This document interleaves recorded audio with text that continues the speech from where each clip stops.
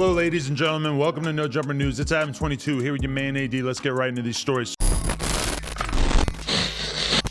So, first things first. Over the weekend, the beef between Drake and Kanye intensified after Drizzy decided to leak the Andre 3000 featured Donda track Life of the Party during his guest DJ mix on SiriusXM's Sound 42 Saturday morning. The track was reportedly played at Kanye's private Donda listening party in Las Vegas, then cut from the track list before the big Atlanta and Chicago stadium events. It was played in full on Drake's Sound 42 guest DJ mix. Unofficial recordings of the song were then immediately shared across social media. In the song, Ye takes more shots at Drake and references their group chat messages, rapping, "I put Virgil and Drake on the same text, and it wasn't about the matching Arctics or Kid Cudi dress. Just told these grown men stop it with the funny shit." Kanye later adds, "Told Drake don't play with me on GD," and he sent that message to everybody. "So if I hit you with a WYD, you better hit me with, yes sir, I'm writing everything you need." Kanye has not yet commented on the leaked song, plus the listeners immediately praised Life of the Party as one of the best songs off Donda. Nevertheless, many fans are also wondering how Drake even got his hands on the record in the first place. Consequence later spoke out claiming that it was party time, leading Kanye fans to believe that Life of the Party would finally be released on streaming platforms. Subsequently, he dropped his own diss track aimed towards Drake, debuting the song on Instagram Live, where he also directly addressed the mole in their camp. Following Drake's leak of Life of the Party, Andre 3000 issued a statement to Rolling Stone regarding the diss track, giving further insight on why the song may have been scrapped from the album. A few weeks ago, Kanye reached out about me being a part of the Donda album. It was inspired by his idea to make a musical tribute to his mom. It felt appropriate to me to support the Donda concept by referencing my own mother, who passed away in 2013. We both shared that loss. I thought it was a beautiful choice to make a clean album, but unfortunately, I didn't know that was the plan before I wrote and recorded my verse. It was clear to me that an edited, clean format of the verse would not work without having the raw original also available. So sadly, I had to be omitted from the original album release. The track I received and wrote to didn't have the diss verse on it, and we were hoping to make a more focused offering for the Donda album, but I guess things happen like they're supposed to. It's unfortunate that it was released in this way, and two artists that I love are going back and forth. I wanted to be on Certified Lover Boy too. I just wanted to work with people that inspire me. Hopefully I can work with Kendrick on his album. I'd love to work with Lil Baby, Tyler, and Jay-Z as well. I respect them all. So one question that comes to mind for me in all of this is, isn't Drake committing some kind of crime by releasing that song without, permission to release it? That seems kind of crazy to me. Like, you can't just, if I have an unreleased Kanye song and I leak it, I'm gonna get in a lot of trouble. I'm gonna get sued. If you put it on DSPs, it was on a radio show, so I don't think it was no harm done when it came down to that part of it. I guess that's a fair point. Either way, seems like a very strange move from Drake. He just put out an album that, according to many reports, sold nearly twice as many copies as Kanye's album. Releasing a song that he wasn't gonna put out that has Andre 3000 on it that people apparently love. This is like, a lot of people were saying this is better than anything on Drake's album or Kanye's album. I don't know. It just seems like kind of a strange move from Drake, but I guess in a way you can understand how this is the kind of thing. I think Kanye, more than anything, would really hate to have something released that he didn't know was going to be released. And I think the fact that you haven't heard Kanye say anything about this publicly probably speaks to the fact that he is low-key pissed off as hell privately. Yeah, I would think that Drake just having access to his unreleased music was enough. And it's like, man, this nigga Drake is so calculated with this shit, man. And like releasing it on his fucking radio show on top of that and getting people more riled up in the beef and shit, that shit is crazy. And when you see how mad Consequence was about it and the fact that Consequence put out a song, that kind of says a lot too, because that kind of lets you know that maybe Kanye's not saying anything, but look at how mad his right-hand man is.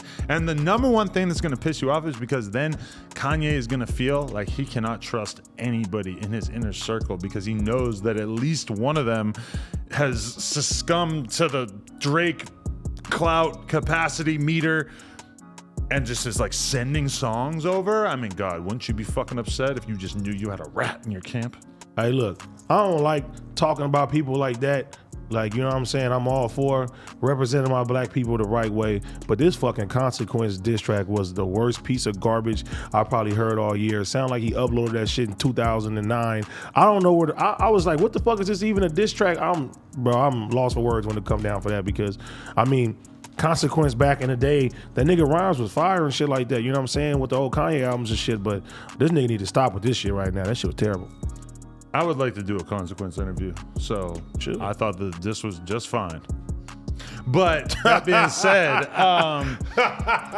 being said, yeah, you know, like when you have like Drake and Kanye kind of going back and forth, and there's all this new Drake and Kanye music out there, that's a big ask to expect people to go listen to this song. You know, like I don't know how many people have listened to it. I would actually like to peep the view count because it could be interesting, but yeah, I don't know if it was really like the time for that content, to be totally honest. I was expecting Hit 'Em Up, and I got the Teletubbies theme song. Oh Lord, AD's going for it.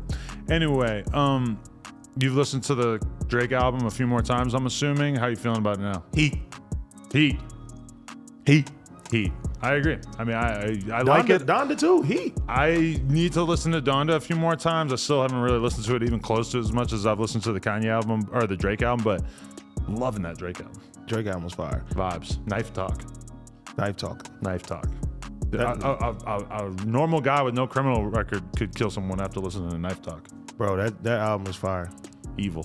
Next story. Fuquan Johnson has been found dead after an apparent drug overdose. According to multiple reports, comedian Fuquan Johnson and 2 others have died after reportedly overdosing on cocaine laced with fentanyl Saturday. While comedian and model Kate Quigley was hospitalized and left in critical condition, TMZ reported that there was a get-together Friday night at someone's house in Venice neighborhood where Fuquan was in attendance, as was Kate Quigley. The Los Angeles Police Department said that the 43-year-old Fuquan Johnson, who appeared on stage at the Laugh Factory just last week, was one of the 3 people who died early Saturday morning. The 2 other victims have been identified as Natalie Williamson, 33 of Los Angeles, and Enrico Colangeli, 48 of Medford, Massachusetts. Officer Mike Lopez, a spokesperson for the Los Angeles Police Department, said there was no indication of foul play when officers arrived at the scene. Fuquan Johnson was a stand-up comedian and writer on the TV program Comedy Parlor Live. He was a staple on the Los Angeles comedy circuit and performed for more than 10 years before his death. He also appeared on True Life's Laugh Mob Laugh Tracks and All Deaf Digital's website and several web stories, some of which he wrote. His Instagram page been filling up with comments, love, and tributes honoring his life and his news of his passing broke. Fellow comedian Brian Redband later shared an update on Kate's health, and she appears to have responded to his text saying she's alive, although not doing great. Kate regularly performs stand-up venues around LA and has appeared in shows such as The Office and Star Trek's Hidden Frontier. RIP and our condolences go out to the different families.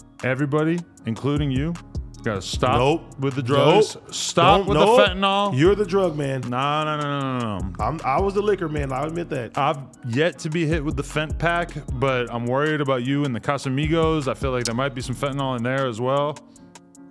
Casamigos is out of my life. Okay. Almost 2 months old. We're 2 months sober now. That's good.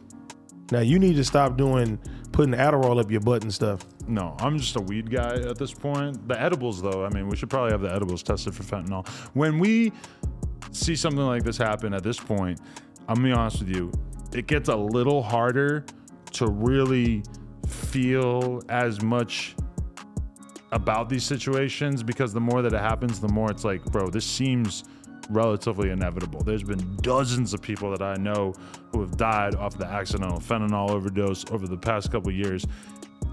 People really got to smarten up, because this shit is dumb. Like, to be losing your life over something that makes this little sense, just to have some fun.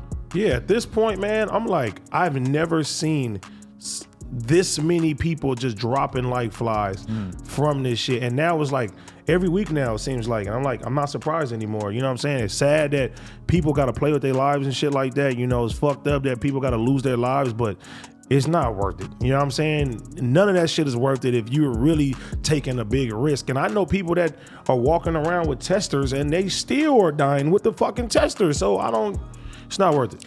Yeah, and it's pretty crazy when I think about it, because like 2016, 2017 era, me and damn near everybody I know was popping all kinds of random pills, Xans, perks, whatever. And I don't remember anyone, or very, very few people, ever like overdosing or having like serious issues at that time. I can't say nobody, but it was like very rare, and it wasn't as obvious that when somebody got sick off drugs that it was fentanyl. But I mean, it's so unbelievably consistent at this point that, you know, it's just a different world. It's a totally different world than it was even like 3-4 years ago, where this shit is just infinitely more dangerous. And I just would encourage everybody out there to be safe and leave that shit alone. It's not worth it. Not at all. Not it's at just all. Terrible, man. Terrible. YouTube, do us a favor. Like, comment, subscribe, all that. Drop a comment down below and let us know what we should talk about next. Appreciate y'all.